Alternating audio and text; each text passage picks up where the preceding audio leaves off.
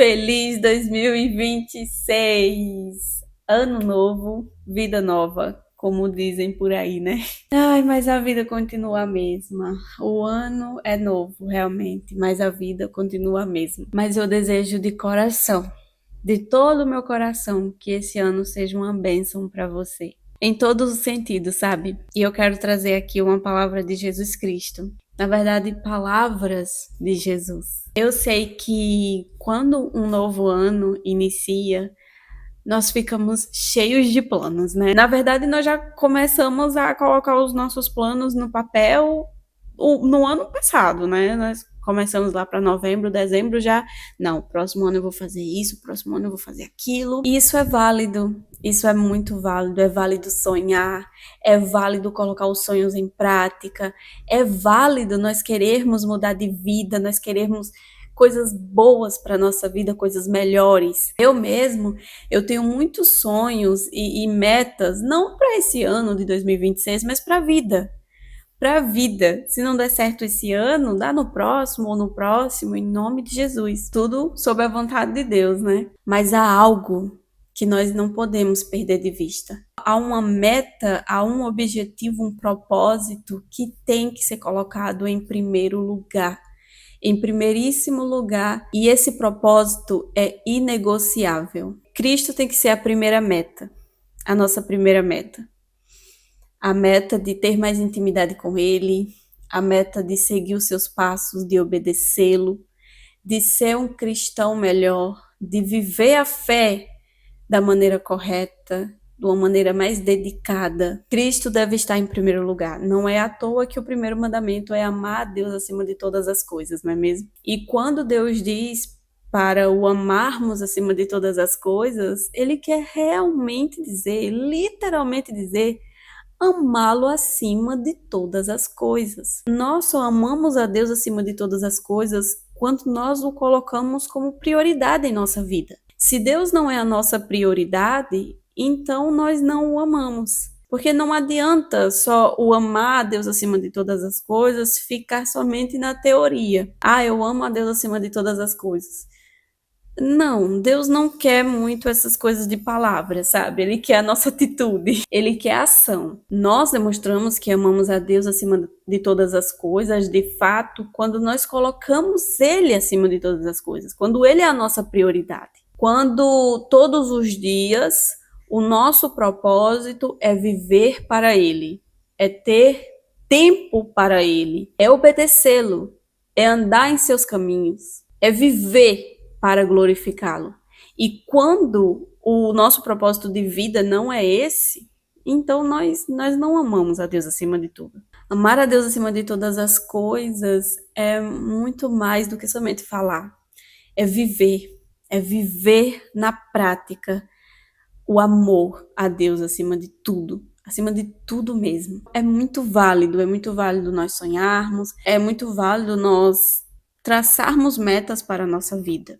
Jesus não nos proíbe disso, Deus não nos proíbe disso de jeito nenhum. O problema é quando essas metas usurpam o lugar de Deus. Aí a coisa fica mais complicada. Em Marcos 36, 37, Jesus fala algo muito importante. Que vantagem há em ganhar o mundo inteiro, mas perder a vida? E o que daria o homem em troca de sua vida?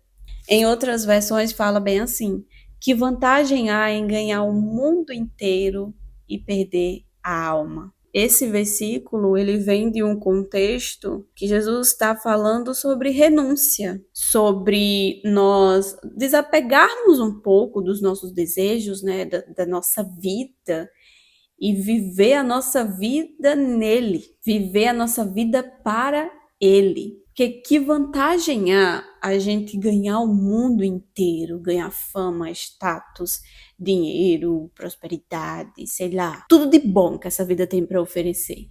Mas que vantagem há em ganhar tudo isso e perder Jesus, e não ter Jesus, e perder a alma, e não ter salvação, e não ter a vida eterna com Deus. Que vantagem há a gente se apegar a alguns anos da nossa vida aqui, a uns 80 anos, e perder uma eternidade toda? Não há vantagem em você se apegar a uma gota d'água quando você tem o mar inteiro, sabe? A primeira coisa, o que nós temos que nos preocupar, em primeiro lugar, é com a nossa alma. Em Lucas 12, versículo 31, Jesus fala algo que até é muito famoso. As pessoas gostam muito de compartilhar esse versículo. Busquem, acima de tudo, o reino de Deus e todas essas coisas lhes serão dadas. Esse versículo vem de um contexto onde Jesus está falando para não nos apegarmos a ansiedades sobre o que nós iremos ter ou não ter, sobre se preocupar demais com as coisas desta vida. E aí no versículo 31 ele fala, né? Busquem em primeiro lugar o reino de Deus. Todas essas outras coisas lhe serão acrescentadas. Deus sabe do que a gente precisa. Deus sabe dos nossos anseios. Se for da vontade dele, ele vai realizar. Ele pode transformar a nossa vida num piscar de olhos, num estalar de dedos. Ele tem esse poder. E se ele quiser, ele faz. Porque ele é Deus. E ele é o dono da prata, ele é o dono do ouro.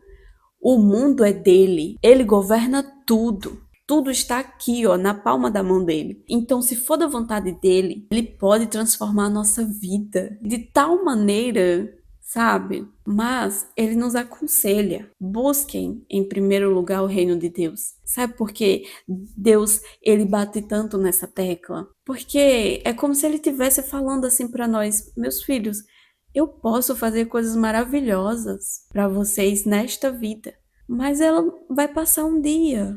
Essa vida um dia vai passar. Então não adianta vocês se apegarem tanto a esta vida, se um dia ela vai passar. As riquezas passarão, a fama passará, os status passarão, essas coisas todas passarão. E aí a alma de vocês? Isso é o mais importante. Deus quer que vivamos essa vida com o propósito de tudo que nós fizermos seja para glorificar o nome dele. Se nós tivermos um propósito firmado nele, quando esta vida passar, nós iremos viver com ele para sempre na eternidade, para sempre, para todo o sempre, vivendo uma vida sem pecado, sem tristeza, sem choro, sem dor, vivendo a eternidade com ele. É isso que ele quer e é isso que nós devemos ansiar em primeiro lugar. Hebreus 12, versículo 2. Mantenhamos o olhar firme em Jesus, o líder e aperfeiçoador de nossa fé. Por causa da alegria que o esperava, ele suportou a cruz sem se importar com a vergonha. Agora ele está sentado no lugar de honra, à direita do trono de Deus. É nele que nós devemos manter os nossos olhos fixos. Nós devemos fazer essa oração. Jesus, os meus olhos estão fixos em ti. Eu vivo para ti.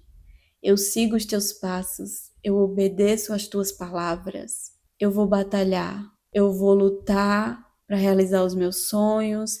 Eu vou lutar para alcançar os meus objetivos, mas eu entrego tudo em tuas santas mãos. Se for da vontade o Senhor realizar os meus sonhos, o Senhor realizará, porque o Senhor tem esse poder. Mas independentemente de qualquer coisa, Jesus, que os meus olhos estejam fixos em ti, seja em qualquer circunstância da minha vida, porque eu vivo para ti. Essa deve ser a nossa oração. O nosso foco tem que ser Cristo acima de tudo. Que nesse ano, e não somente esse ano, mas que a sua vida esteja firmada em Jesus, em Cristo acima de tudo. Porque a nossa vida só vale a pena se for vivida para Cristo. Esse é o recado de Jesus que eu quis passar para vocês, para mim também. Eu não posso esquecer disso. Tenho que lembrar todos os dias das palavras do Senhor. Busque em primeiro lugar o reino dos céus e todas as outras coisas serão acrescentadas. Que vantagem há em ganhar o mundo inteiro, mas perder a alma? Mantenha o olhar fixo no autor e consumador da nossa fé. Deus diz, eu posso realizar muito mais do que você pede, mas fixe os seus olhos em mim, na minha salvação, na minha graça, na minha bondade, no meu amor, nos meus mandamentos, nas minhas orientações. Siga os meus passos, o resto eu faço. Que Deus te dê um ano cheio de bênçãos espirituais e que, se for da vontade dele, ele realize os desejos do seu coração, os desejos do meu coração. E para finalizar, eu vou ler 1 Coríntios 10:31 para vocês, porque é um dos meus versículos favoritos, que se eu pudesse eu tatuaria aqui na minha testa, sabe? 1 Coríntios 10:31. Portanto, quer vocês comam, quer bebam, quer façam qualquer outra coisa, façam para a glória de Deus. Deus abençoe vocês e até o próximo vídeo, em nome de Jesus.